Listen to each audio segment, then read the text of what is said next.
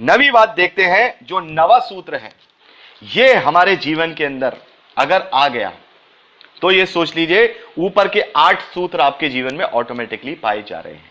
जब ऊपर के 8 धन्य वचन आपके और मेरे जीवन में पाए जा रहे हैं तब ये नवा वचन हमारे जीवन में ऑटोमेटिकली पाया जाएगा। यहां पे 11वें वचन में प्रभु यीशु मसीह कहते हैं, नवी धन्यवाद, धन्य हो तुम जब मनुष्य मेरे कारण तुम्हारी निंदा करे और सताए और झूठ बोल बोल कर तुम्हारे विरोध में सब प्रकार की बुरी बातें कहे, तब आनंदित और मगन होना, क्योंकि तुम्हारे लिए स्वर्ग में बड़ा फल है। इसलिए कि उन्होंने उन भविष्यवक्ताओं को जो तुमसे पहले थे इसी रीति से सताया था। तो प्रभु यीशु मसीह ने ये 9 बातें, जो शुरुआत के जो प्रारंभिक जो उनके उपदेश हैं जो उन्होंने दिए हैं कि ये जब तुम्हारे अंदर ये सारी चीजें पाएंगी तब क्या होगा, मनुष्य यीशु मसीह के कारण और आज जो सच्चे जो सचमुच में प्रभु यीशु मसीह के पीछे चल रहे हैं, उन्होंने अपना अपना क्रूस उठा लिया है और वो इस बात को एक्सपीरियंस करते हैं।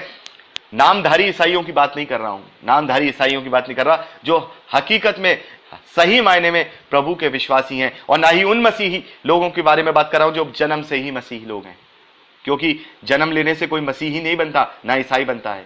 प्रभु को ग्रहण करने से वो मसीही बनता है, वो ईसाई बनता है। तो यहां पर प्रभु यीशु मसीह कहते हैं, धन्य हो तुम अगर कोई मनुष्य तुम्हें सता रहा है मेरे नाम के कारण, तुम्हारे विरोध में झूठी झूठी बातें कर रहा है, तुम्हारे पर झूठे झूठे इल्जाम लगा रहा है, वो तुम्हें सता रहा है, वो तुम्हारा विरोध कर रहा है, तो खुश होना इस बात पे, दुखी मत होना। बहुत से लोग होते हैं कि भाई उसने सताया, उसके ऊपर झूठा इल्जाम लगाया, उस फलाने दास के ऊपर ये झूठा इल्जाम लगाया, बड़े दुख की बात है। बड़े दुख की बात नहीं, वो जिसके ऊपर अगर झूठा लग रहा है और अब उसकी हरकतों की वजह से नहीं कि उसने कुछ गलत काम किए अपने जीवन के अंदर, उसकी दुश्मनी की वजह से लोग उसके ऊपर झूठा इल्जाम लगा रहे हैं, नहीं, प्रभु के कारण, या क्या कहा है, मनुष्य मेरे कारण, प्रभु कह रहे हैं मेरे कारण, प्रभु यीशु मसीह के कारण तुम्हारी निंदा करे।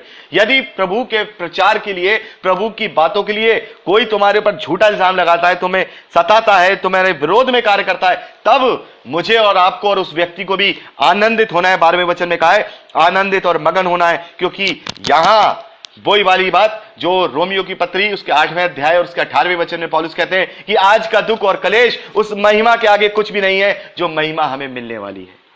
तो स्वर्ग में हमारे लिए बड़ा फल है। तो ये धन्य वचन, जो 9 धन्य वचन है, जो तीसरे वचन से लेकर 12वें वचन तक मत्ती का सुसमाचार 5वें अध्याय में पाए जाते हैं, ये 9 मसीही जीवन के सूत्र हैं और ये 9 खंबे हमारे जीवन में मसीही जो भवन है, जो मसीही बिल्डिंग है, जो इस शरीर को हम कहते हैं, जो पवित्र आत्मा का मंदिर है, हम इसको इस फाउंडेशन पे खड़ा करते हैं। और ये सबसे पहले वचन जो है प्रभु यीशु मसीह ने कहे हैं, इसको मैंने आपको जो बताया है इन्हें सबको लिख लीजिए। ये 9 सूत्रों को अपने जीवन में अपने आप को जांचिए, क्या हमारे अंदर ये 9 सूत्र, ये 9 धन्य बातें पाई जाती हैं? क्या हम अपने आप में सही मायने में मन में दीन हो चुके हैं? क्या हम शोक करने वाले हैं? क्या हम नम्र हैं? क्या हम धर्म के भूखे और प्यासे हैं? क्या हम दयावंत हैं? क्या हमारे मन शुद्ध हैं? क्या हम मेल कराने वाले हैं? क्या हम धर्म के कारण किसी भी चीज से टकरा जाते हैं और सताव से नहीं डरते? क्या हम प्रभु यीशु मसीह के कारण लोग हम पर झूठे इल्जाम लगा करके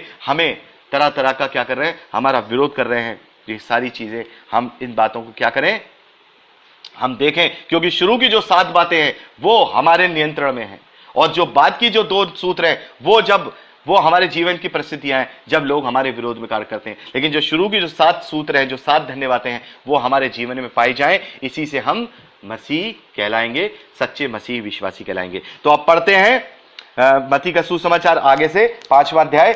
मैं चाहूंगा कि आप इसको 13वें वचन से लेकर के 16वें वचन तक पढ़ लें, फिर हम आगे उसको बढ़ेंगे।